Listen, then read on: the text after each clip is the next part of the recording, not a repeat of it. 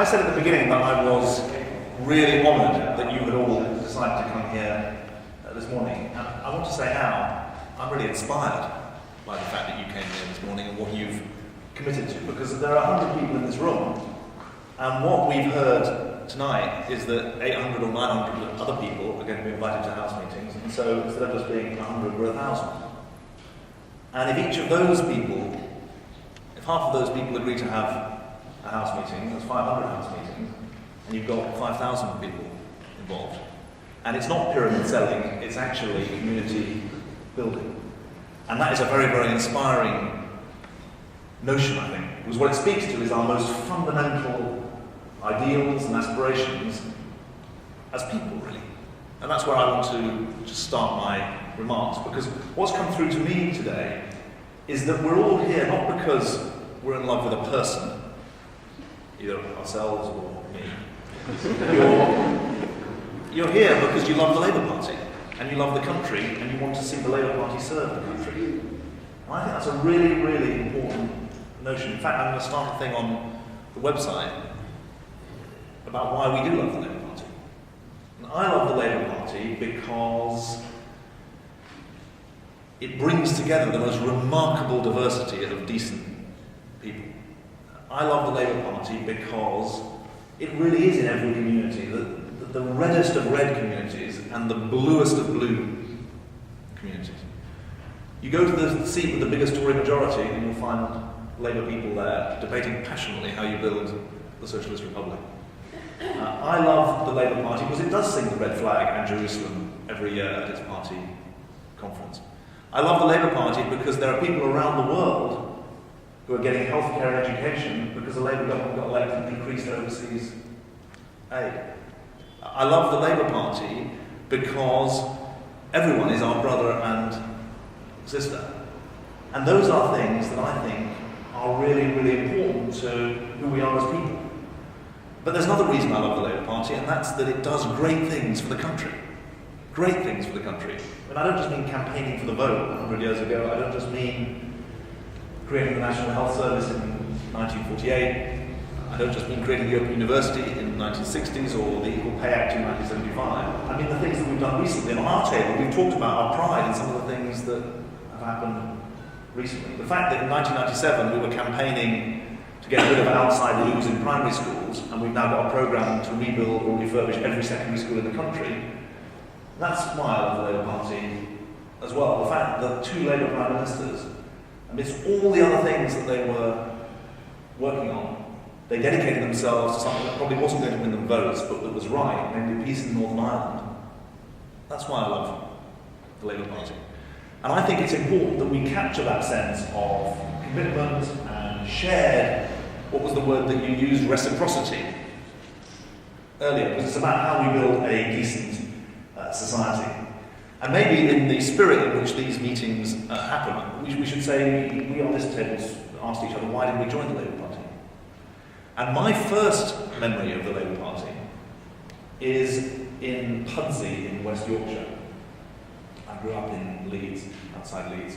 And in the 1974 general election, my dad, who had a mixed relationship with the Labour Party, he was a member of the Labour Party in the 1950s and never joined any other party but didn't stay in the Labour Party. He took me out to knock up the Labour vote in what was then a Target seat. Our candidate was helpfully called Mr. Target, which just made life easier. He was Target with a double T, not Target with a single T. And that's my first memory. It was a drizzly Thursday of one of the 1974 elections. I can't remember if it was February or October. And I just tootled along after my dad, who was going knocking on doors saying, have you been out to vote yet? And that was my first introduction to the Labour Party, and I joined the Labour Party in 1983, that's 27 years ago. And since then, every time I felt whether or not politics could make a difference, every time I've wondered whether or not we're doomed to live in a conservative country, every time I've thought, can people really get together to change things, the Labour Party's inspired me. And the most recent thing happened on Thursday in Coventry. But I spent the last 36 hours in the West Midlands. And I got a message on my machine on my answer phone from someone on the day on Thursday who'd been involved in organising the meeting. And he said, look, I'm really sorry, it's been a bank holiday and it's a meeting of the local government committee. And I don't know how many people are in it. turn up to this meeting. We've tried to tell people it's been a bank holiday and it's been tough, but we've put a thing in the local paper, the Coventry Telegraph, so that there may be some members of the public there. We hope that's okay. But don't get your hopes up. And so I arrived at 7 o'clock on Coventry Station on Thursday, and I wasn't at home putting my kids to bed, and I was thinking, what am I really doing? And I arrived at this meeting, and there were 4 or 5 people there, and I had a little cup of coffee, and they said, look, we just don't know how many people are going to go, but let's go up to the main hall. And there were 250 people in the hall. And they were, a third of them were not Labour Party members. But they've been drawn into this notion that this is an important time in politics.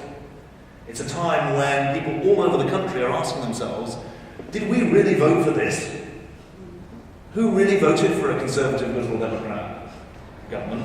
And people are asking themselves, what can I do about it? And they are members of the Labour Party for 30, 40, 50 years standing, and they are people who have never joined the Labour Party before. And I think that's something that we should take energy and inspiration from. The fact that there are people here who are not members of the Labour Party is great as well. I hope by the end of this process you'll want to join the Labour Party. If you join, you can even vote in the leadership election. But this is about a wave, or a movement of change that is about more than electing one leader, and it's about more than one party. It's actually about every community in the country. And we were discussing here, Beverly said to me, what could come out of the House meeting that I organised? And I said, well, you might find that zebra crossing that's never been put up the road from you, that's causing child deaths, you actually want to get on and get that done. And she then said, well, will that help you get you elected? And I said, well, I don't know, but I was the person who brought the House meeting together and got it started.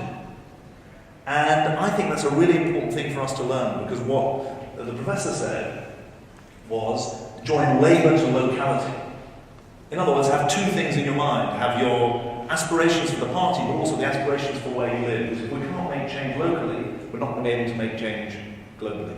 And I think that's the seed that we have planted in this movement for change that we're launching today. And when people say, what do I have to sign up to join up? We're not going to make it difficult for you. The origins of the Labour Party are simple. I just want to dwell on something that was said earlier. What actually brings us together is that we believe that people are not commodities, and that nature is not a commodity either. That relationships are actually human relationships based on values that aren't defined either by government or by markets. They're actually about who we are as people. They're about values of cooperation, of solidarity, of engagement, of compassion, of aspiration that make life worth living. And that's the only test, really. If those are your values and those are things that you care about and you want to make a difference, then get involved. Because the thing that I was taught as a child was not actually theology and theory and policy. What I was taught was, we as people have the ability to make a difference to our lives and other people's lives, and if we don't do that, it's a terrible waste. It's a terrible waste. And what we want to avoid is that waste, because if we work together and do things together, we can do remarkable things together. And the capacity for human beings to do more together, both locally and globally, is greater than it's ever been. And that's what this movement for change is about. In or out of power, we're about making change. And the fact that this is a Labour Party which has power locally, in London, 8 councils we won, across the country, 400 more councillors. If you want to write the policy of the next Labour government, the way to do it is to get involved with your local party and get involved with your local council and make the change. And show me how affordable housing or safer streets or decent jobs can be built and developed. And that's what a movement does. It does. It's a living, breathing